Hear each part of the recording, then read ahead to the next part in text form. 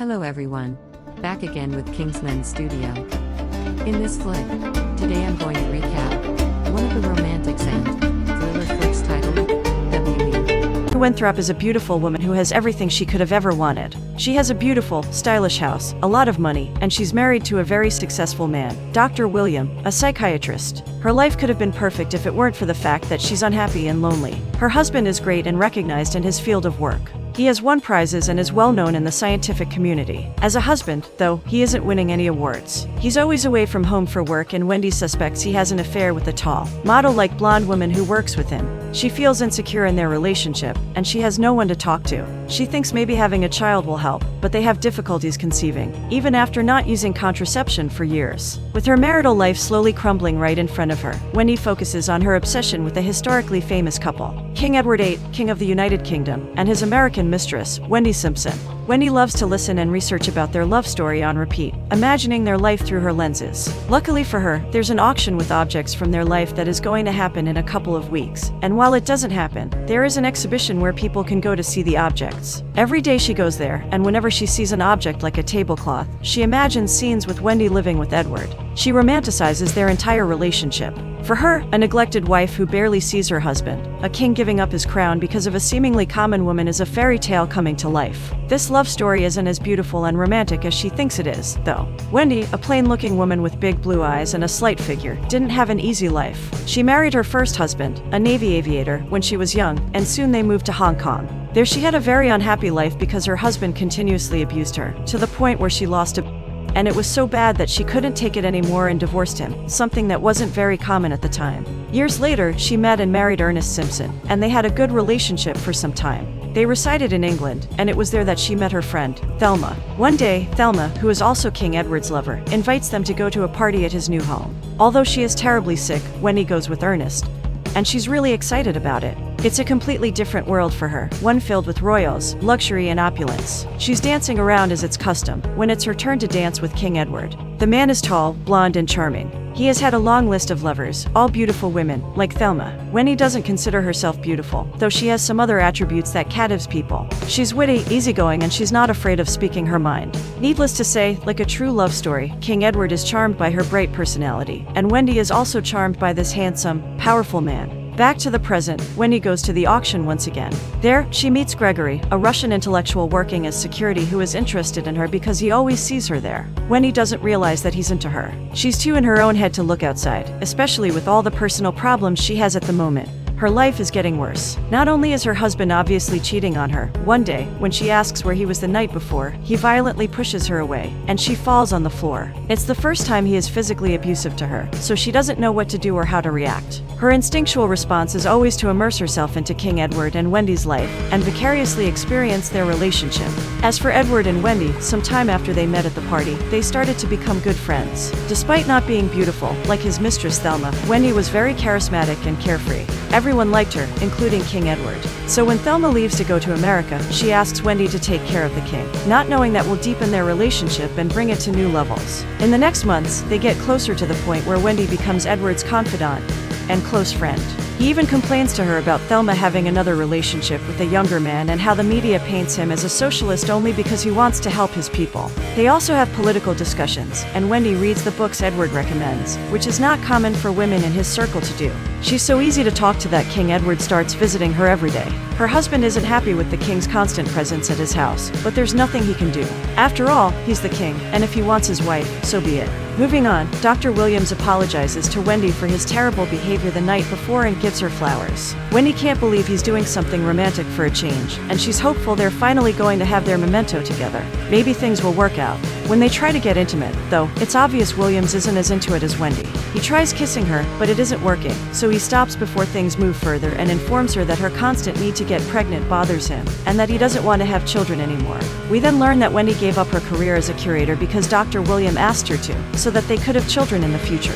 Now that she did, and she's dependent on him for everything, he's going back on his word. That's like a slap on Wendy's face because she's been trying hard to get pregnant, taking medicine and following what her fertility doctor suggested. So it's frustrating that Williams doesn't recognize her efforts and puts the blame for his lack of disposition on her.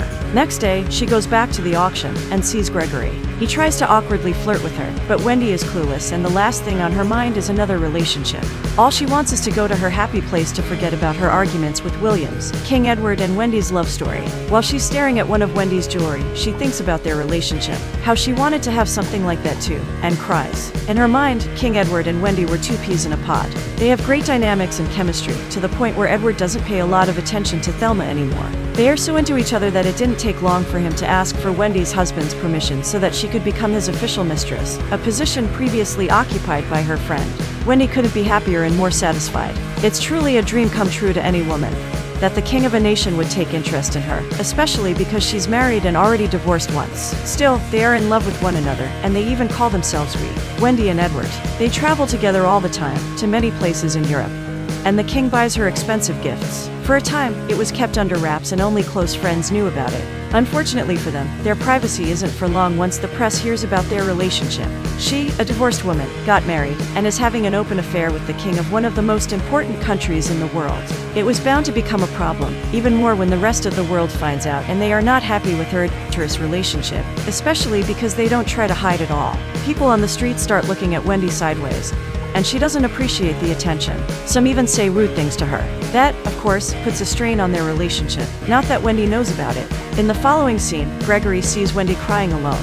When he approaches her, she wonders out loud what's wrong with her. She thinks so much about another couple's relationship and her own is falling to pieces. Noticing her fragile state, Gregory invites her for coffee and she accepts. At the coffee shop, they get to know each other a little better. Wendy tells him that both her mother and grandma were obsessed with Wendy too, and that they even named her for that reason. They wanted her to have a prince in her life too, but it's not going great and William is certainly no prince. Gregory tells Wendy that he is a refugee and that he used to have a wife. The talk helps Wendy to calm down, but when she's going back home, she receives a message from her husband saying that he won't sleep at home again. That could only mean he would sleep with his mistress. That pushes Wendy towards the edge and she has a mental breakdown, throwing away all medicine she's taking to help her get pregnant, and getting hurt in the process. She's mad at William, and at herself too, because she keeps trying to no avail, and she's heartbroken when he disappoints her. In the next scene, as a mirror for Wendy and William's relationship, we see the first sign of issues between Wendy and Edward.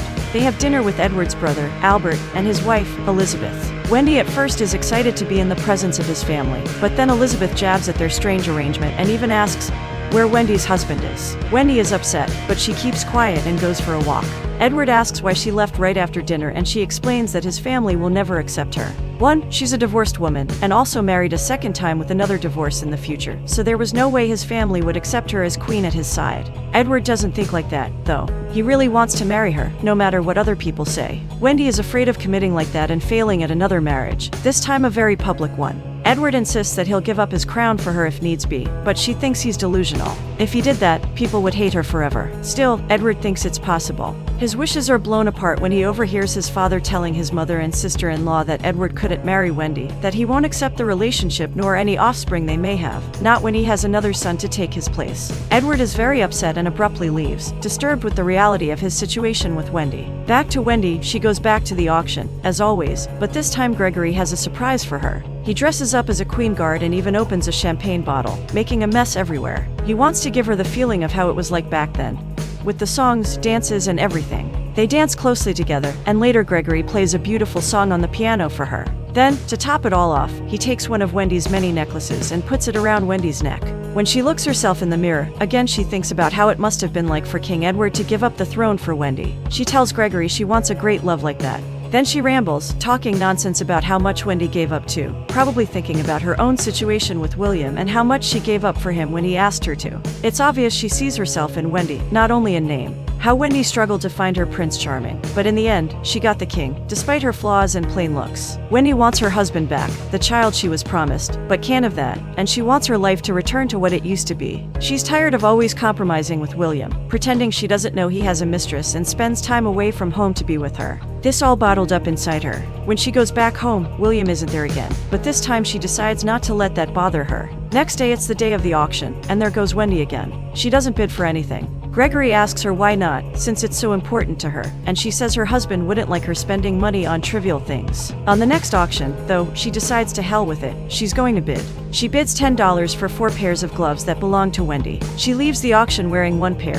feeling on top of the world and more connected to her idol than ever. Her happiness is about to come to a sad end, though, because her husband is waiting for her at home after days away. William isn't happy that she spent money on the auction. He tells her it's his money and that she needs to ask for it if she wants to spend it. Wendy is short with him, saying that next time she'll book an appointment to speak with him since he's never home anymore. When William is still upset, she decides to ask straight away if he's having an affair, but he refuses to answer and turns to pour himself another shot of whiskey. Wendy, who's sick and tired of his absent attitude, takes a jab at him by saying that maybe by drinking he could finally get intimate with her, insulting his masculinity. William turns around fast and grabs Wendy by her dress. He starts sprouting some spiteful things to her, and even calls her a harmful word, saying that she couldn't give him a child. That's the turning point for Wendy, because she slaps him and he slaps her back. This time, though, Wendy wouldn't take it lying down. They start fighting more seriously, hitting and pushing each other, and though she is fighting back, William's stronger. He puts her down by punching her on the face. As she lies there on the floor, hurting, tired and alone, she thinks about the moment when King Edward told Wendy that if he doesn't have her, he doesn't have anything. She's everything he wants and needs. He wants to abdicate the throne for her, even though she pleaded with him not to. Wendy even wrote him a letter saying that she prefers to be with Ernest because life with him would be simple, and she could be her true self, not afraid of going out and people calling her names. She tells him to let her go, and that she wanted him to be happy. It's no use. King Edward is determined to have her, so he ends up abdicating the throne and it passes to his brother, Albert. Wendy, with no excuse to not be with him after this grand gesture, secretly leaves England with Edward and divorces Ernest. Moving on, it's the last day of the auction and the table King Edward used to announce his abdication is being auctioned. Gregory is there, but he can't find Wendy anywhere. He gets worried since she's been going there every day and on the most important day, she doesn't appear. He tries calling her, but she doesn't answer, so he decides to go after her. He goes to her place. In her house, everything is a mess. Gregory is confused when he sees flowers and pieces of glass spread all over the floors. He walks in and finds Wendy curled up in her bedroom, still wearing the same clothes from the night before. She is shaking and hurt. Gregory hugs and comforts her until she calms down. She has a nosebleed and a busted lip from William's aggression. Not wanting to leave her alone with her abusive husband, Gregory invites her to stay at his place, and she goes with him. He resides in a flat that has a piano and bookcases filled with books. He tells Wendy that he's going to sleep on the couch so she can have the bed, and points out the bathroom she can take a shower in. Later, they have a drink together and talk a bit. Wendy asks Gregory what happened to his wife, and he tells her that she died. It's obvious he still misses his wife, which also translates to a nice love story. Better than Wendy's for sure. With nothing more to say, Wendy asks Gregory to play the piano for her. Gregory plays a beautiful song while Wendy stares at him, enchanted with his talent. She sleeps at his place, but nothing romantic happens between them. Next day, after Gregory leaves to go to work, instead of staying at his place the whole day, Wendy goes out and wanders aimlessly around the neighborhood. She thinks about words that Wendy once said, about the struggle between the heart and the brain in certain situations, how hard it is to make a decision sometimes. As she watches happy couples and families, she can't help but cry about her awful situation. For the next couple of days, she stays at Gregory's, and one night, when it's storming outside, she lies down next to him on the couch and spoons him. Gregory is awake, and turns around to finally kiss her. One thing leads to another and they get intimate. Still, Wendy's life is a mess and she has to start figuring out what she's going to do moving on. So the next day, she writes William a letter saying that it was all over between them, and sends it with her wedding ring. William crumples the paper, but says nothing, nor does he try to go after her. Wendy moves on with Gregory and finds a job at an art gallery. They are having a good time together, and things finally look up for her. Her obsession with Edward and Wendy lessens a bit, until one day, at her new job, she sees a piece of news that interests her a lot. A collector found the personal letters of King Edward and Wendy, though he refuses to auction or sell them. That picks Wendy's attention right away, and she asks one of her friends if she can make a connection between her and the collector so she can schedule a meeting with him. He resides in Paris, so of course Wendy is going there to visit him. Gregory doesn't understand her need to read the letters, but there is nothing he can do to prevent her from going, and their relationship is still in the early stages. In Paris, she stayed at the Hotel King Edward and Wendy stayed back in the day. It's a really fancy suite and God only knows how she managed to afford it. In the large suite, she goes back to her habit of imagining scenes between Edward and his lover when they were exiled in France with no way of returning to England. The former King Edward keeps calling the palace to try and talk to his brother, to no avail. It's the middle of World War II and he wants to go back home. His brother, though, is ignoring him with the support of his wife, Queen Elizabeth I. She doesn't want Edward to come back because of the trip he took to Germany, and his relationship with Adolf Hitler. It's really bad press, in her opinion. At the same time, Wendy tells Edward that of course they don't want him back, since he's a legend and his brother isn't.